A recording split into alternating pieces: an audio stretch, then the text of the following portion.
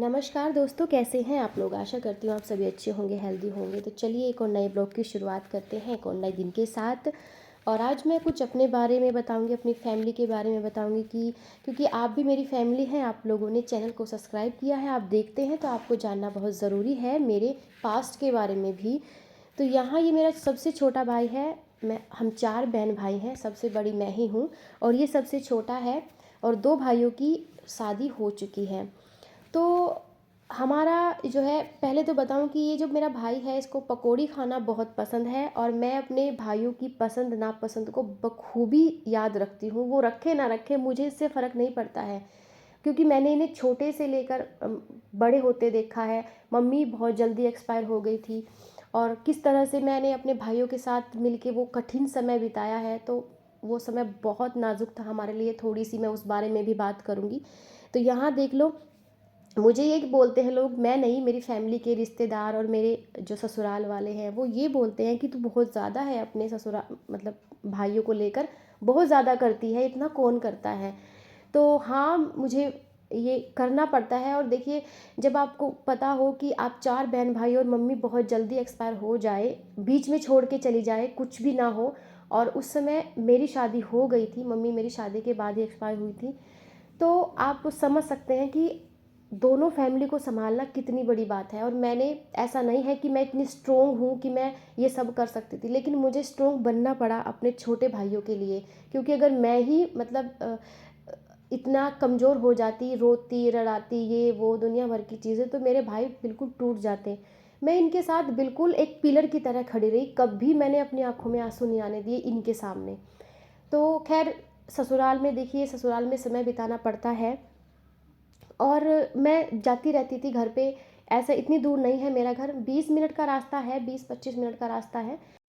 तो और दोनों भाई, जो मेरे बीच वाले, सबसे बड़े वाला भाई तो नहीं रहा इतना मेरे पास, वो तो कभी कभी आता था। लेकिन बीच वाला भाई पढ़ाई की है, उस वो भी 2-2.5 साल उसने बिताए हैं।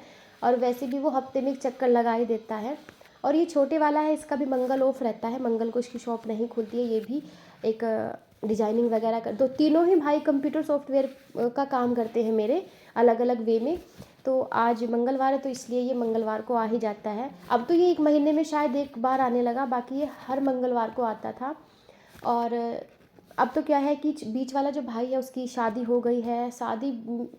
पहले रिश्ता किया, फिर शादी की, और अकेली मैंने किस तरह से मैनेज किया शादी का सारा सब कुछ। इतना एक्सपीरियंस इतनी छोटी सी उम्र में मुझे हो गया है कि मेरी सास भी मुझे बोलती है कि रूबी अकेली शादी कर सकती है, अकेला सब कुछ मैनेज कर सकती है। तो लोग बोलते हैं, क्योंकि समय, फ्रेंड्स, आपको समय सब कुछ सिखा देता है। जब आपके सर पे छत नहीं होती है ना, तो सब कुछ आप धीरे धीरे सीख ही जाते हो। और जब मेरे भाई की शादी हुई, बड़े धूमधाम से हुई बीच वाले भाई की शादी। तो बड़े भाई की, जो सबसे बड़े वाला भाई है, उसकी शादी मम्मी के सामने ही हो गई थी। बट मम्मी उसमें थोड़ा चल नहीं पाती थी, तब भी मैंने दौड़ के, इधर दौड़ लगा उधर दौड़ लगा, सारे काम मैंने ही किए। लेकिन मम्मी उस समय ये है कि इंस्ट्रक्शन देती रहती थी मुझे, मेरे थोड़ा साथ थी। लेकिन जब बीच वाले भाई की मैंने शादी की तो मेरे साथ कोई भी नहीं था, क्योंकि रिश्तेदार, पास पड़ोस के इतना इंटरेस्ट नहीं लेते हैं। और वो तो यही है कि भाई शादी हो रही है, कोई फंक्शन हो रहा है, आकर शामिल हो सकते हैं आपके साथ, ऐसी बात नहीं है। सब कुछ है, मेरे बहुत बड़ी फैमिली है, ताऊ जी हैं, ताई जी हैं, उनके बच्चे हैं, बहुएं हैं। बस वही बात है कि आपकी बनती है नहीं बनती है। बहुत सारे इशूज़ होते हैं फैमिली में, वो आप लोगों को कितनी अहमियत दे रहे हैं शादियों में, पार्टियों में, ऐसा होता है। तो उसी हिसाब से फिर जितना मैं सोच सकती थी और मेरे भाई सोच सकते थे कि हमें ऐसा नहीं ऐसा करना चाहिए, तो दूसरा नहीं सोचता है। मैंने सब कुछ जो है अच्छी तरह से मैनेज कर लिया था, टचवुड, क्योंकि मेरी मम्मी का आशीर्वाद मेरे सर पे था। फ्रेंड्स, मैं अकेली इतना परेशान रहती थी। हाँ, मेरी सास, मेरी देवरानी मुझे थोड़ा हेल्प कर देती थी। और मैंने बहुत धूमधाम से अपने भाई की शादी की, किसी भी चीज़ की कमी लगने नहीं दी। और जब चीज़ें दिखाई दी, मतलब मैंने सब कुछ मैनेज कर लिया था, तो मेरे जो रिलेशन वाले हैं, मामी है, मामा है, बुआ, मौसी, सब ने बहुत अच्छा बताया कि इतना अच्छा तो हम भी नहीं कर सकते थे। तो मेरे लिए यही बहुत बड़ी बात है कि उन लोगों ने इतना सब कुछ मुझे, मेरा सपोर्ट किया, और किसी भी चीज़ को ये नहीं कहा कि ये इसमें कमी लगी या उसमें कमी लगी। और मेरे भाई के जो ससुराल वाले हैं, उन्होंने भी बहुत अच्छा बताया कि जी, हर एक काम को, हर एक चीज़ को सिस्टमेटिक बैलेंस करके किस तरह से लेके चलना है। ये कोई वो मतलब अपने मुँह से कहते थे, मैं ये नहीं कहती हूँ। तो ख़ैर अब भाई की शादी हो गई है, अब भाभी आ गई है घर पे, तो ये बहुत कम आता है क्योंकि अब खाना बनाने वाली घर पे है। और बड़ी भाभी का ये है कि भाई उनकी नहीं बनी है भाइयों के साथ, जैसे भी हुआ तो वो सेपरेट हो अलग हो गई थी, तो फिर ये बेचारे अपना जो है जैसे तैसे इन्होंने 1 साल निकाला, 1 साल के बाद फिर बड़े भाई की शादी हो ही गई थी। तो खैर अब यहाँ पर बातों बातों में मैं आपको बता दूँ, अब ये छोटा भाई है, इसके लिए इसकी भी शादी करनी है और इसका भी बस एक बार यही सोचती हूँ कि इसका भी घर बस जाए तो मेरी टेंशन बिल्कुल फ्री हो जाए। तीनों भाई मेरे अ, अपने अपनी फैमिली में सेटल हो जाएं तो एक बहन और एक माँ के लिए इससे बड़ी खुशी मैं समझती हूँ कुछ हो ही नहीं सकती है। तो खैर बातों बातों में फ्रेंड्स, मेरे भाई को मैंने पकौड़ी वगैरह खिला दी थी और वो चला गया था घर पे। घर पे नहीं, शायद अपने शॉप पे ही गया था। तो फिर मैं मार्केट आ गई थी और मैंने अपना फेस आपको इसलिए नहीं दिखाया क्योंकि मैंने मसाज की हुई थी, क्योंकि आज मुझे पार्लर जाना था और पार्लर जाने से पहले मैं ऑयल की मसाज करती हूँ, बहुत चिप चिप चंपू फेस हो रहा था मेरा, इसलिए मैंने फेस नहीं दिखाया आपको। और यहाँ पर मैं आई हूँ, कुछ थोड़ा मेकअप का मुझे सामान लेना था, वो लेने के लिए, क्योंकि आपको पता ही है हम जाएंगे तीरथ पे, और तीरथ पे जाएंगे तो ये आपको कल की वीडियो में पता चलेगा। और यहाँ लेने वाली थी बैंगल्स, तो मुझे कुछ खास पसंद तो नहीं आए यहाँ पर बैंगल्स, और जो पसंद थे वो ज़्यादा ही कॉस्टली थे, वो मेरे बजट में नहीं थे, तो इसलिए अभी मैंने उनको अवॉइड किया। ठीक है, और इसके बाद फिर मैं आई ब्यूटी पार्लर में, क्योंकि ये जो ब्यूटी पार्लर है और जो शॉप है जो मैंने आपको अभी दिखाई, वो मेरे जहाँ ससुराल वाले रहते हैं उनके जस्ट सामने है मार्केट में। तो यहाँ देखिए मैं पहले भी यहीं पर आती थी और अब भी मैं यहीं पर ही आती हूँ, सर्विस मुझे बहुत अच्छी यहाँ पर मिल जाती है। और एक ये इन्फॉर्मेटिव वीडियो आपको बताऊँ, अगर आप लेडीज़ हैं मेरी वीडियो देख रही हैं, तो जब लगता है आपको कम से कम पैसे में आपको अपना फेशियल वाला ग्लो आपके फेस पे चाहिए, तो मैं क्या करती हूँ, जो आती है ना ब्लीच, गोल्ड की ब्लीच आती है, उसको मैं अप्लाई करवाती हूँ अपने फेस पे, उसके बाद टाइटनिंग का पैक लगवा लेती हूँ और मेरा काम आसानी से बिल्कुल हो जाता है। तो ये बिल्कुल आसान तरीका है अगर आपको कहीं जाना है और फेशियल के आपके पास मतलब बैलेंस नहीं है, क्योंकि 1000 रुपीज़ आपको एक फेशियल में चाहिए ही चाहिए, और मेरा तो इतना ही लग जाता है।